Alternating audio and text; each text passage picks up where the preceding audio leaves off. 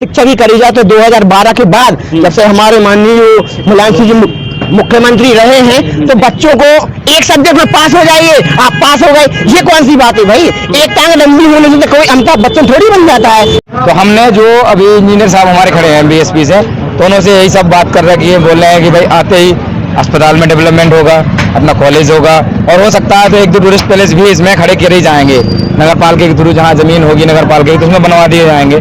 तो इन सबको लेकर हम लोग पढ़े लिखे इंजीनियर सभी के मुद्दे लेकर के चले, हम ऐसी सरकार चाहते हैं, हम बहन जी को लाना चाहते हैं। हाल ही में उन्होंने राजकीय विद्यालय का उद्घाटन किया था विधायक जी मनीषा रागी जी ने। काफी लोगों को तो पता भी नहीं होगा विधायक वो राजकीय बालिका कॉलेज कहाँ है। चुनाव से संबंधित खबरें देखने के लिए हमारे खबरों को लाइक और चैनल को सब्सक्राइब जरूर करें। यूट्यूब पर सर्च करें द न्यूज़ हिंद।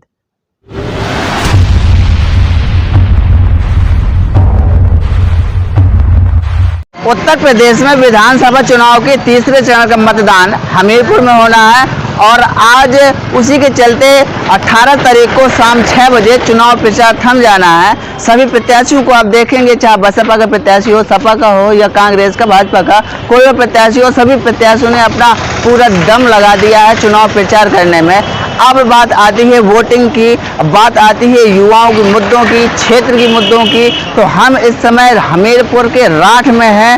राठ विधानसभा बड़ा महत्वपूर्ण रोल निभाती है और आज हम राठ कस्बा में ही मौजूद है। राठ कस्बा में कुछ राठ के निवासी या क्षेत्र के जो कहें ये हमारे बीच में मौजूद हैं। इन युवाओं से चर्चा करते हैं, जानते हैं इस बार के चुनाव में क्या मुद्दे रहने वाले हैं और किस तरह में वोट भी मांगते हैं, रोड शो भी करते हैं अपना प्रदर्शन दिखाने के लिए और वादे करते हैं। पिछली सरकारों ने जो वादे किए, पिछले नेताओं ने पिछला हमारा जो विधायक हैं, जो यहाँ विधायिका जी हैं, 5 साल के बाद ना तो हमारे मोहल्ले में ना हमने कभी गली में देखा गया है। अभी हाल ही में ब्रह्मानंद जी का वो देखा था हमने, क्या कहते हैं, जन्मदिन था जी, तब हमने उसका उनका रोड शो देखा वहीं। तो भाई हमें इतना तो पता नहीं, स्वयं उनके घर के बाहर का रोड देख लो आप जाके, कार्यालय उनका वो भी नहीं पड़ा है। तो कैसे कह सकते हैं कि काम क्या है विधायक जी ने? अगर वो मान लें वहाँ 2 विधायक पढ़ते हैं, एक अपनी अम्बेश कुमारी जी हैं जी, वो हमेशा से वहीं रहती हैं, उनका घर है स्वयं, वो भी सड़क नहीं बनी हुई है। अभी हाल ही में उन्होंने राजकीय विद्यालय का उद्घाटन किया था विधायक जी मनीषा रागी जी ने। काफी लोगों को तो पता भी नहीं होगा विधायक वो राजकीय बालिका कॉलेज कहाँ है, कहाँ बन रहा है, पूछ सकते हैं आप, किसी को पता भी नहीं होगा। और उद्घाटन हो चुका है, वालों को पता है, किसी को पता है। राजकीय बालिका इंटर कॉलेज बन चुका है विश्वविद्यालय, जो अभी हाल ही में देखा गया महाविद्यालय जी, उसका माल्यार्पण हो चुका था, शिलान्यास हो चुका, लेकिन सही मायनों में अब ये पब्लिक आप इनसे भी पूछ सकते हैं। तो और सबसे बड़ी बात है और प्रचार में किए बहन जी की सरकार की बात करें हम, आप उठा के दीजिए एजुकेशन रेट है आज से 2012 के पहले जब बहन जी की सरकार थी, तो शिक्षा के मामले में जो युवा आज घूम रहा है सड़कों पे, वो जैसे ही हाई स्कूल इंटरमीडिएट के एग्जाम आते थे तो 2 महीने पहले, 4 महीने पहले किताब लेके घर पे रहता था। और आज का शिक्षा एजुकेशन सिस्टम देखिए आप, क्या सिस्टम है। घर बैठे बच्चों को प्रमोट 85, 90% का सर्टिफिकेट दिया जा रहा है और केवल कागजों पे ही साक्षर दिखाया जा रहा है कि आप पढ़े लिखे हैं। अब ये पढ़ा लिखा युवा जब इंटरमीडिएट ग्रेजुएशन करके सड़कों पे घूमेगा तो वो रोजगार तो मांगेगा ही ना, क्योंकि एक तो आपने इंडस्ट्री लेवल पे देख लीजिए, राठ में कुछ नहीं है भाई। यहाँ का हमारे साथ के जो मैं 2009 में मैंने हाई स्कूल किया था और मेरे साथ के ऐसे बहुत से भाई बहन हैं जो आज भी यहीं राठ पे कहते हैं कि बुंदेलखंड में के चप्पले चटका घूमत, तो हम भी वही में शामिल हैं। लेकिन ये बीजेपी सरकार युवाओं के मुद्दों को लेकर के बिल्कुल भी सतर्क नहीं है और ये कहते हैं कि हमने इस सरकार में, कल का ही जो घोषणा पत्र मैंने पढ़ा तो उसमें दिया गया कि हमने 5 साल में 5 लाख सरकारी नौकरियां और 3 लाख संविदा पे नौकरियां दी हैं। भाई तो क्या कोई बताएगा इधर किसी को नौकरी मिली क्या? नहीं, मैं झूठ बोल रहा हूँ। ये बीजेपी गवर्नमेंट ने, जो यहाँ की वर्तमान प्रत्याशी हैं, उन्होंने अपने मैनिफेस्टो में साफ साफ लिख कर दिया है। बट भाई हमें तो पता नहीं किसको रोजगार मिला। आप बात करते हैं गवर्नमेंट या नॉन गवर्नमेंट रोजगार की, तो यहाँ तो कुछ नहीं है। और रही बात शिक्षा की, तो सबसे बड़ी होती है, हमारे बुजुर्ग भी कहते हैं, बड़े बड़े महापुरुषों ने कहा है कि जो शिक्षा होती है वो उन्नति का मूल है। एक शिक्षित बंदा चाहे एक अच्छा सा रोजगार कर सकता है, अपना खुद का काम कर सकता है, अपने परिवार का, समाज का नाम रोशन कर सकता है। सबसे बड़ी, अगर देखिए मान लिया विकास होता है, पन्नों पे होता है, कुछ रियल में भी होता है, लेकिन अगर बात शिक्षा की करी जाए तो 2012 के बाद जब से हमारे माननीय मुलायम सिंह जी मुख्यमंत्री रहे हैं तो बच्चों को एक सब्जेक्ट में पास हो जाइए, आप पास हो गए, ये कौन सी बात है भाई? एक टांग लंबी होने से तो कोई अमिताभ बच्चन थोड़ी बन जाता है, उसको नॉलेज होना चाहिए हर चीज का, तब वो कंपटीशन फाइट करेगा। बताइए गलत कह रहा हूँ भाई मैं? तब वो कंपटीशन फाइट करेगा, तब उसको लगे हाँ मैं कुछ हूँ, और नहीं होगा फाइट तो अपना दूसरा रास्ता देखेगा। लेकिन इस भरोसे तो नहीं बैठेगा कि आज हम प्रमोट हो रहे हैं, अब हमें नौकरी देगा। कौन देगा भाई नौकरी आपको? कोई नहीं देगा। बेरोजगारी रेट बढ़ाएंगे आप। और देखा जाए उत्तर प्रदेश है अपना सबसे ज्यादा जनसंख्या पॉपुलेशन उत्तर प्रदेश की है, और सबसे ज्यादा युवा शिक्षित बेरोजगार भी यूपी में ही है। क्यों?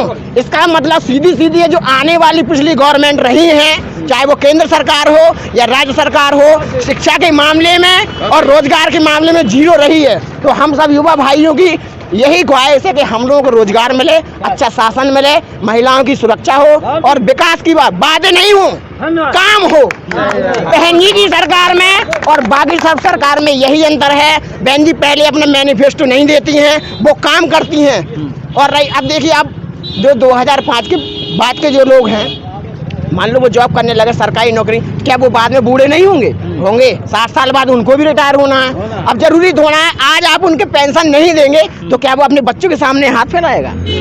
सही बात है। मैं आपको बता दूं, ये उत्तर प्रदेश ने घोषणा की है इस बार कर्मचारी वर्ग के लिए। अगर बहन जी की सरकार बनती है, और हम 100% कहते हैं कि यहाँ पे तो ठीक है, लेकिन पूरे उत्तर प्रदेश से 250 प्लस बहन जी आने वाली है। 5.0 वर्जन रिलीज होने वाला है दोबारा, और बहन जी आएंगी, सबको शिक्षा मिलेगी, रोजगार मिलेगी। अच्छा, मैं कह रहा हूँ उत्तर प्रदेश जो विधानसभा चुनाव हो रहे हैं, माना जा रहा है कि यहाँ से केंद्र का रास्ता गुजरता है। अच्छा, वो जो सरकार ने वादा किया था सबका सबका विकास और बहुत सारे नारे थे, अच्छे दिन लाएंगे, और अन्य जो योजनाएं थी, तो देखिए भाई, अगर हमें तो साफ बोल दे तो लोग यही कई लोग खड़े होंगे, वो कहते हैं कि 15 लाख मिलेंगे, तो क्या भाई किसी को मिले? क्या जो चप्पल हवाई चप्पल पहनने वाला था, आज वो यहाँ से उड़ाई भी नहीं जा पा रहा हो, तो क्या वो हवाई जहाज पे चढ़ पाया?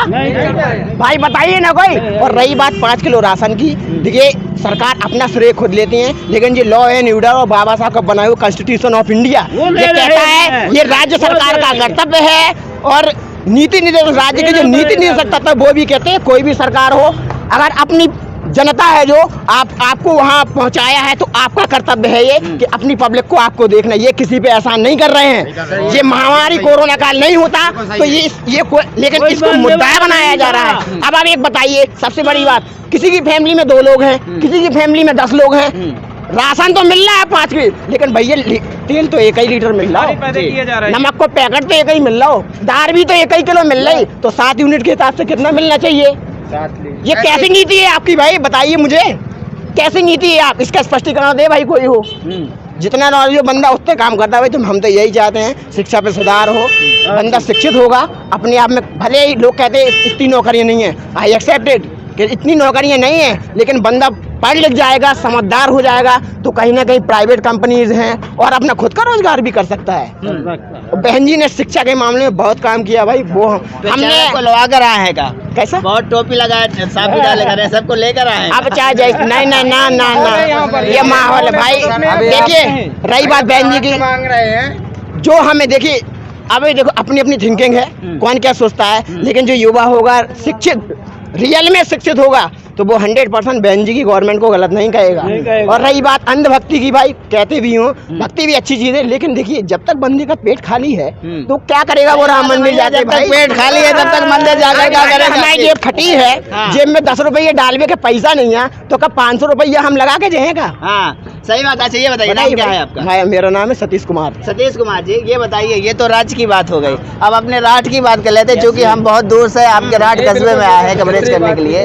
पुरानी सरकारों ने क्या किया, आप चूंकि बहन मायावती की बात कर रहे हैं, मायावती जी की, मायावती जी ने क्या किया और अन्य सरकारों ने जो वादे किए थे? देखिए जहाँ तक मेरी जाने, मेरी एक 26 ईयर है, और कम से कम 10 साल तक तो कोई बच्चे एक्टिव नहीं होता है, बट कम से कम 10 साल ऐसा है, यहाँ से लेकर के 15-16 साल से सब लोग बच्चे एक्टिव हो जाते हैं। अगर वो इंटर या हाई स्कूल पास हो चुका है तो कुछ न कुछ नॉलेज उसके पास हो जाता है। और कहने की बात है, देखा जाए तो 2009 में सबसे पहले यहाँ राठ में ITI इंडस्ट्रियल टेक्निकल इंस्टीट्यूट नहीं था, वो बहन जी ने दिए 2009 में सबसे बड़ी बात। और इसके बाद जो आने वाली सरकार थी, हमारे ख्याल से यहाँ शिक्षा के मामले में कुछ नहीं हुआ।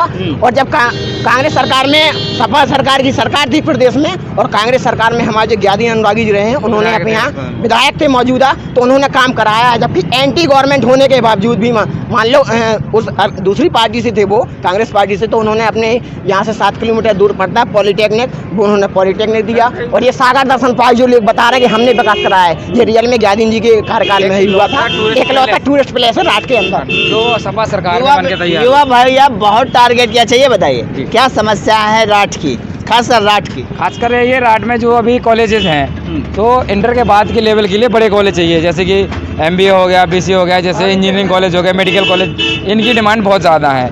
अब देखी जाए अगर हॉस्पिटल की बात कर लें तो अपने यहाँ CHC है, उसमें भी कोई फैसिलिटी नहीं है। ब्लड बैंक की सबसे बड़ी प्रॉब्लम, अगर किसी लेडीज़ को अगर प्रेगनेंसी के टाइम पे आना पड़ जाए तो इमरजेंसी में उसको रेफ़र किया जाता है झांसी या हमीरपुर, तो उतने में जाने में पता नहीं उसके बाद साथ क्या होता है, ब्लड मिल रहा है नहीं मिल रहा है, तो ऐसी परेशानियां हैं। तो हमने जो अभी इंजीनियर साहब हमारे खड़े हैं BSP से, तो उन्होंने यही सब बात कर रखी है, बोल रहे हैं कि भाई आते ही अस्पताल में डेवलपमेंट होगा, अपना कॉलेज होगा, और हो सकता है तो 1-2 टूरिस्ट पैलेस भी इसमें खड़े किए ही जाएंगे नगर पालिका के थ्रू, जहाँ ज़मीन होगी नगर पालिका की तो उसमें बनवा दिए जाएंगे। तो इन सबको लेकर हम लोग पढ़े लिखे इंजीनियर साहब, मैं यही कह रहा हूँ चूँकि मैं भी बुंदेलखंड से और राठ विधानसभा क्षेत्र से आता हूँ। मैं कहता हूँ नेता सरकारी किसी की भी आती है, सपा की भी आई, बसपा की भी आई और भाजपा की भी आई, कोई भी आए, हम कहते हैं हमारे क्षेत्र में रोजगार चाहिए ना, अस्पताल चाहिए ना। हम यहाँ कोई बीमार हो जाता, हमें कानपुर और झांसी जाना पड़ता, तब तक मरीज खत्म हो जाता। रोजगार चाहिए ना, कोई ऐसी सरकार आए जो यहाँ रोजगार दे। ऐसा ही हुआ था पिछली सरकार में, भले ही सपा की सरकार थी, लेकिन हमारे जो ज्ञानी विधायक जी हैं वो पढ़े लिखे हैं, यूनिवर्सिटी के छात्र संघ अध्यक्ष रह चुके हैं, वो उन्होंने मुद्दा देखा, पॉलिटेक्निक कॉलेज बनवाया और ये टूरिस्ट पैलेस भी बनवाया यहाँ पर सागर दर्शन पर। उतने पीरियड में उनकी अब सरकार न रहने के बावजूद भी बहुत काम करवा दिया। अगर उनकी सरकार होती तो शायद ज्यादा काम हो सकता था। ये बताइए, गयादीन की बात कर रहे हैं, गयादीन जी तो उसमें चले गए, तो वो अलग बात है, हम ये नहीं कहना चाहते पार्टी का हम बिल्कुल वो नहीं करेंगे सपोर्ट, ये उनका राजनीतिक मुद्दा है, जहाँ काम नहीं हो बंदे को चले गए। आज अगर उनको टिकट मिलता तो शायद जनता उनको दोबारा बना सकती थी, क्योंकि वो पढ़े लिखे नेता है, उन्होंने काम किया है। हमें क्षेत्रीय स्तर पर काम चाहिए तो पढ़ा लिखा नेता चाहिए जिनसे अपना काम हो। केंद्र में राज्य में सरकार किसकी बनती है वो अलग बात है। अभी तो देखा जाए तो मनीषा जी के साथ केंद्र भी है, राज्य भी है, तब भी काम नहीं होता। ऐसा कुछ बात नहीं है कि सरकार किसी की भी हो, हमें चाहिए नेता अपने मन का। तो इसी हिसाब से तो नोटा का ऑप्शन भी दिया है कि सुनाए अगर पसंद ना आए तो भैया नोटा लगा दो। एक और अहम बात होती है, जब चुनाव की बात आती है तो पार्टियां मंदिर मस्जिद शमशान कब्रिस्तान हिंदू मुस्लिम की बात करने लगती हैं। क्या राठ का युवा वो सोचता है? नहीं, हमारे हिसाब से ये अगर बात की जाए राजनीतिक मुद्दे होते हैं ये सारे, लेकिन जो वाकई में एक सच्चा इंसान है, वो इंडियन है, भारतीय है, तो वो सभी धर्मों का सम्मान करेगा, सभी जातियों का सम्मान करेगा।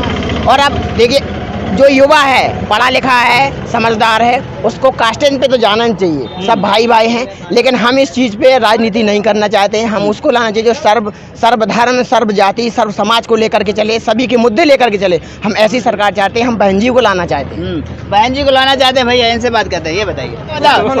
हाँ जी बताइए, कुछ कह रहे थे, बताएं। अब पूछिए क्या कहना है। अरे हम कह रहे थे, आपका जो अभी कह रहे थे कि भैया ये कह रहे थे कि हम भैया बोलेंगे कच हो जाए, कुछ हो जाता है, ऐसी कोई बात नहीं। धार्मिक मुद्दों पर कोई बात नहीं। अभी आप ये तो ठीक है, ये मान लीजिए चुनावी मुद्दा है, अभी तो कोई नहीं कहे, सब शांत होंगे। लेकिन जिस समय अगर वो कहते हैं ना अपना अपना पक्ष, जब जिसका पक्ष मजबूत होगा, भाई साहब को ढूंढ करके पूछेगा भैया जी कौन था। ये राठ क्षेत्र है, ये राठ की राजनीति है, और हमें भी पता है यहाँ के लोग कितने समझदार हैं, कितने शिक्षित हैं, और क्या करना चाहते हैं। अच्छा, ढूंढ कर बदला लेते हैं। बिल्कुल, एक बात इसी वजह से भैया बहुत धीरे धीरे बोल रहे थे, कह रहे थे भैया कुछ गड़बड़ ना हो जाए ना। गड़बड़ का नहीं हो जाए, आपके मित्र हैं, हमारे नहीं है, एक भी कुछ का है, इसलिए नहीं है। जैसे जिस समय जी सही है हम उनका साथ देंगे, जिस समय आप सही हो हम इनसे कट के आपका साथ देंगे। ऐसे के मित्र नहीं बनेंगे। इनके पास इतने सारे लोग कहाँ से हो जाते किसी पार्टी के पास। ये खुद गुंडा है, गुंडाई की राजनीति होती है, गुंडाई का सब कुछ होता है। तो वो जो कहते हैं कि गुंडागर्दी खत्म कर दी, नहीं भाई खत्म नहीं, हम तो रोज पिटते हैं। रोज पिटते हैं? क्या भैया इतनी गुंडागर्दी, हम तो रोज पिटते हैं। अच्छा ये बताओ, विकास की बात कर लेते हैं। कुछ विकास नहीं है। हाँ, बोला तो है, बड़े बड़े एक्सप्रेस वे बनवा दिए योगी जी। अच्छा जी एक बात बताइए, आप एक्सप्रेस वे की बात करते हैं, ये चाचा जी खड़े हैं पीछे, इनका एक्सप्रेस वे से क्या लेना देना है मुझे बताइए। आपकी कोई इंडस्ट्री है बड़ी, आपका कोई कारखाना है बड़ा, क्या आपका माल डेली आना है? नहीं आना है ना, तो इन गरीबों को क्या मतलब हुआ उससे? अच्छा, परसों नरसों के दिन जब योगी जी जनसभा कर रहे थे, थोड़ा पीछे चलिए, रोड जाम हो रहा है। जब योगी जी जनसभा कर रहे थे, एक बात कह रहे थे, एक्सप्रेस वे बनवा दिया। अब एक्सप्रेस वे से अब डिफेंस कॉरिडोर बनेगा, वहाँ जेट और बम वो तोपें बनेंगी, और इसके अलावा कारखाने आएंगे। तो जो कारखाने आएंगे प्रत्यक्ष रूप से यहाँ की युवाओं को तो फायदा होने वाला है। अब भाई ये तो इंफ्रास्ट्रक्चर बना रहा है, ये गवर्नमेंट का काम है। अब वो उन्होंने क्या सोच करके बनवा रहे हैं, ये तो हम आम पब्लिक तो जान नहीं सकती, क्योंकि ये जो मुद्दे होते हैं बहुत सेंसिटिव होते हैं और सभी के सामने इनको सार्वजनिक नहीं किया जा सकता। अब उसके नाम पे आप चाहे जो भी राजनीति खेल लें, वो उनका काम है, लेकिन पब्लिक में जो वास्तविकता है वो तो पब्लिक क्या जाने भाई। ये बुंदेलखंड है, जब हमारे एक प्रत्याशी बुंदेलखंड के लोगों को अनपढ़ कह सकता है, गंवार कह सकता है, तो आप समझ सकते हैं कितना बढ़िया है हमारा बुंदेलखंड। अच्छा भैया, कहे भैया, इन्होंने कहा कि एक प्रत्याशी अनपढ़ और गंवार। अच्छा, वो ये बताइए, जो जिन प्रत्याशी ने कहा उनमें एक टेट था, बहुत वीडियो वायरल हुई थी डांस का और कुछ कपड़ों का भी। क्या महिलाएं ये सब कुछ नहीं कर सकती? क्योंकि महिला तो आज पहुंच गई ना। सुनिए, महिला तो आज नीचे से लेकर मुख्यमंत्री तक है ना। हाँ, तो फिर महिलाओं को आप बिल्कुल यहाँ का जो समाज है बिल्कुल वो करने मैं बता रहा हूँ। हमने आपसे पहले एक बात की है, हमने बताया कि देखिए जो हमारे महापुरुष कह गए और हमारे बड़े बुजुर्ग हैं समझदार, जिन्होंने देखा है कि शिक्षा सभी जनों का मूल होता है। और जो कहा जाए, देखिए हमारे देश में अगर देखा जाए ओलंपिक में, तो हमारे यहाँ पहले लड़कों को नहीं जाने दिया जाता, अब तो लड़कियाँ जा रही हैं। तो ये सब कैसे होता है? ये होता है शिक्षा से। आप शिक्षा को डेवलप करिए, शिक्षा और क्षेत्र का विकास अपने आप होगा, समाज का विकास अपने हो। और रही बात कपड़ों की, तो देखिए वो ऐसे मतलब प्रोफेशन से जुड़ी हैं कपड़े। आप देखिए, मैं कह रहा अभी कह रहा है आपकी वो गंवार, चूंकि गंवार वाली बात उसी में आई। देखिए मैं ये बता रहा हूँ, वो अपनी अपनी मान, लेकिन में आपने बात की है कि लेडी जो कपड़ों से, तो कपड़ों की बात जो अपनी अपनी थिंकिंग है। और रही बात, देखिए घर में माँ बाप सब, माँ बेटियाँ सबकी होती हैं, माँ बहनें। तो बंदा क्या एक साइड, देखिए जो ह्यूमन थिंकिंग होती है, ये ह्यूमन नेचर में है। तो क्या कोई अपनी माँ से अपनी मतलब बहन से भी गले किस हिसाब से मिलता है? वो आप भी जानते हैं, आपके घर में माँ बहन है, देखने का नजरिया बदल जाता है। देखने का नजरिया वो है सारा शिक्षा का कारण। अगर शिक्षा एक ऐसी चीज है जो आपकी मानसिकता सारी चेंज कर दी और सही गलत का अर्थ बता दी कि क्या सही है क्या गलत है। और देखिए जो तुच्छ मानसिकता वाले लोग हैं, जिनको पता नहीं, हो सकता है शायद वो उनका ऐसा ही कल्चर रहा हो, पारिवारिक पृष्ठभूमि, तो वो एक महिला का या एक लड़की को ऐसा बदनाम करने की कोशिश कर रहे हैं। लेकिन भाई हमें ये अभी उसी दिन जब उनकी रैली हुई थी, तो कुछ लोग तो पायलट लेडीज थी, गर्ल्स थी, तो कई लोग को फक्र हो, तो चलो भाई कम से कम हमारी जो लड़कियां हैं वो कम से कम आज प्लेन तक उड़ा रही हैं, और हमारे यहाँ के क्षेत्र के लोग ऐसी तुच्छ मानसिकता में जी रहे हैं। तो सबसे बड़ी बात है, शिक्षा पे अगर जोर नहीं होगा तो आज ऐसी बातें हो रही हैं। अगर 2 साल और स्कूल बंद रहे तो फिर तो पता नहीं ये बच्चे जानेंगे नहीं स्कूल होता क्या है। और फिर भी जो 4 साल के थे 5वीं साल में आ गए थे, उनका एडमिशन होना था, इस कोरोना ने उनको 8 साल का कर दिया, 7 साल का। चलिए ठीक है, लड़का लड़की एक समान, भेदभाव नहीं करना चाहिए, ये तो हम भी कहते हैं। अच्छा ये बताइए, 20 फरवरी को मतदान है, कौन कौन से मुद्दे हैं जिनको लेकर यहाँ का राठ निवासी वोट करने वाले? यहाँ मेन चीज है बेरोजगारी। बेरोजगारी सबसे बड़ा मुद्दा। यहाँ का बच्चा हमारा शिक्षा से वंचित है, हमारे यहाँ अच्छे कॉलेज नहीं है, अच्छे व्यापार नहीं है, उद्योग धंधे नहीं है, इसलिए हमारा ये क्षेत्र सबसे पिछड़ा हुआ है। हमारे यहाँ का वोट तो ले जाते हैं, नेता देता कोई भी। देखिए सरकार तीनों की है, सपा की, बसपा की और भाजपा की, तीनों ने वादे भी किए होंगे, कितने वादे पूरे हो पाए? वादे हमारे यहाँ किसी के नहीं हुए। हमारे बहन जी की शासन में सबसे पहले यहाँ खुशहाली थी, हर समाज खुश था, सुख शांति थी, और बहन जी का शासन हमें बहुत अच्छा लगा और आज हम वही शासन चाहते हैं।